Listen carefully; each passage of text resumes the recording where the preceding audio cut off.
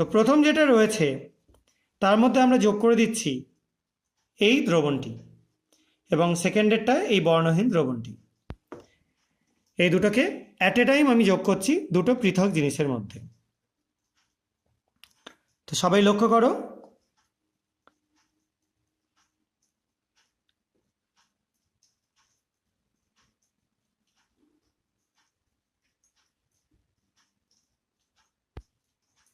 আশা করা যায় দেখতে পাচ্ছ একটা দারুণ সুন্দর কালারেশন তৈরি হচ্ছে।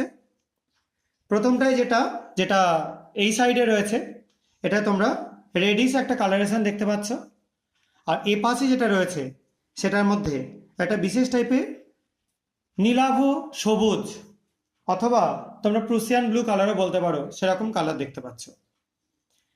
তো এই যে জিনিসগুলো হলো বা এই যে রিয়াকশানগুলো হচ্ছে এর পেছনে কারণ কি সেটা এক্সপ্লেন করবার আগে আমি তোমাদের একটা গ্লাস ড্রপার দিয়ে উপর থেকে কিছুটা সলিউশন তুলে নিয়ে নিচে রিলিজ করে দিয়ে দেখাচ্ছি।